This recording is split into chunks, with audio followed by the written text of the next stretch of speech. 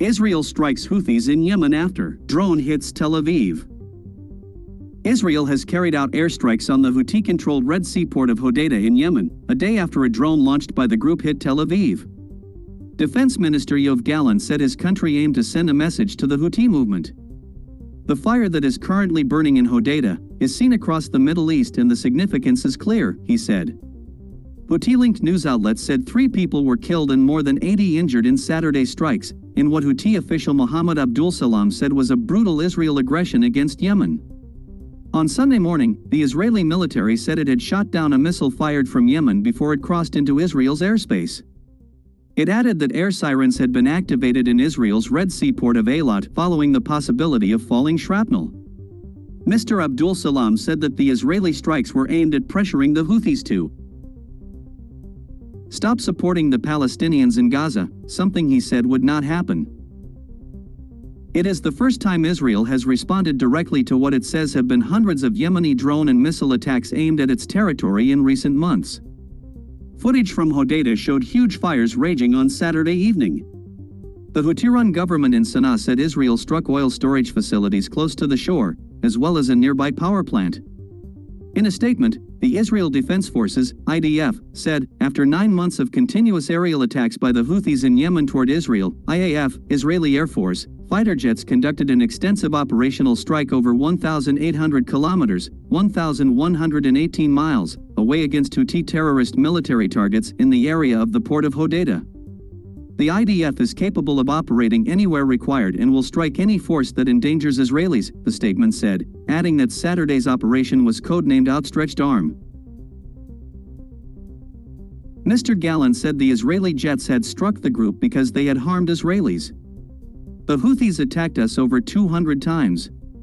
The first time that they harmed an Israeli citizen, we struck them.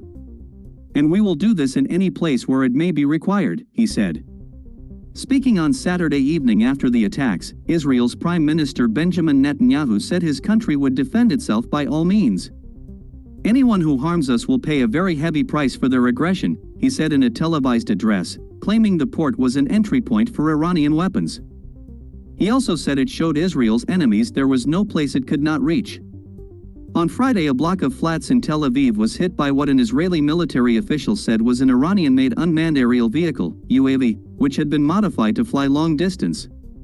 The Houthis said it carried out that attack and vowed to stage more.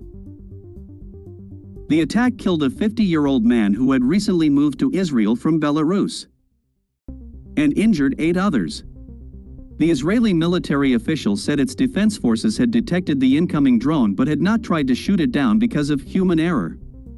Previously, almost all Houthi missiles and drones fired towards Israel had been intercepted and none were known to have reached Tel Aviv. The Houthi Supreme Political Council, the movement's executive body, was quoted by Houthi-run media on Saturday evening saying that there would be an effective response to the airstrikes. Although Israel has not struck the Houthis in Yemen before, the US and UK have been launching airstrikes against the group for months to try to stop the Houthis from attacking commercial shipping in the Gulf of Aden and the Red Sea. The Houthis initially said they were attacking ships connected with Israel, or heading to or from there. However, many of the vessels have no connection with Israel, and since airstrikes began, the group has also targeted vessels linked to the UK and US. Why did Muslims in Birmingham turn away from labor? An obvious police presence, chance of shame on you, and threats to remove members of the public. This wasn't a protest. This was supposed to be a standard general election declaration where the most eye-catching thing you can usually hope to see is a glimpse of a candidate dressed as a bin or wearing a baked bean balaclava. But it was the rise of a different kind of alternative candidate which caught the eye in Birmingham. On a night Labour was cruising to victory nationally, huge Labour majorities in the second city were being slashed, and even overcome, by independents. The scenes at the ICC were the culmination of 6 weeks of campaigning described as gruesome by Labour's Yardley MP Jess Phillips. There have been complaints to the police and claims of intimidation. So what happened in Birmingham? Why did Labour struggle here while independent candidates thrived, and why is there so much anger? In the run-up to the election, political commentators, and I include myself, have probably been guilty of oversimplifying the issues in Birmingham, describing independents and Workers' Party candidates in the city as campaigning on a Gaza platform. That is true, but there are other, important reasons for the strong performance of those candidates. Ayub Khan was the big independent winner of the night, overturning a 22,000 Labour majority to become the independent MP for Perry Barr. Speaking outside the House of Commons this week, he acknowledged that Gaza was the prime factor in his election. But he also hit out at what he believes is the neglect of areas like Perry Barr.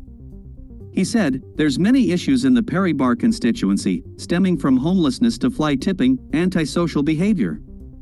We have some of the highest levels of deprivation, cost of living.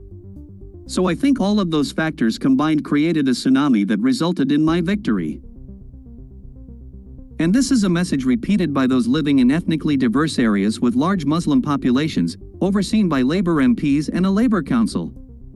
They feel taken for granted, ignored. People here have lived under a conservative government for 14 years, but some have had Labour MPs for decades, and a Labour-led council for 12 years. A council which recently hiked council tax by 10% and cut services. In Perry Barr there's a visual reminder of the council's underperformance. Land around the railway station remains undeveloped and flashy apartments, heralded as a legacy of the 2022 Commonwealth Games, remain empty. While visiting the area I spoke with Roshan Das, postmaster of Perry Barr Post Office. He complains about the antisocial behavior in the area, his shop regularly visited by shoplifters. What appears to be drug dealing in the area comes to a halt as we turn on the camera for an interview. Asked why people turned against the main parties at this election, he said, "They are frustrated, no jobs, benefits cut." He added, "Nothing has been done here. I've been here 43 years and I've never seen this area as bad as what it is now."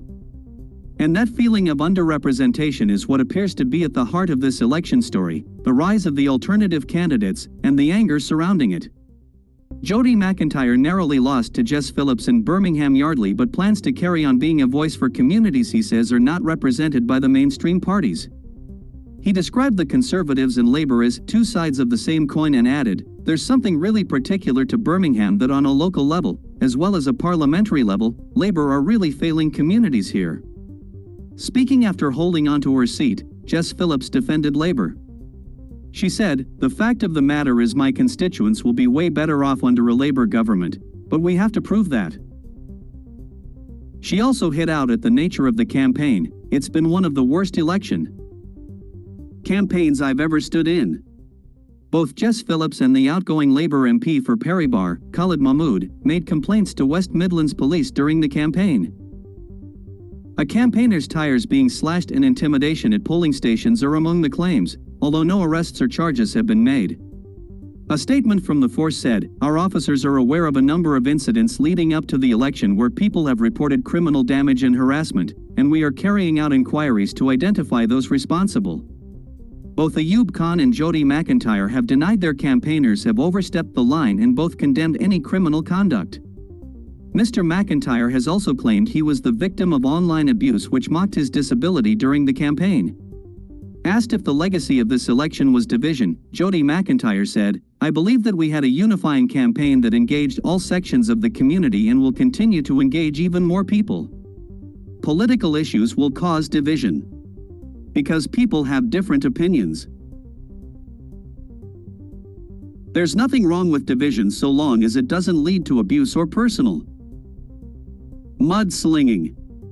It's a little under 2 years until the next local council elections in Birmingham. But, based on the general election, it looks as if the alternative candidates will have a significant influence on Birmingham's politics for some time to come."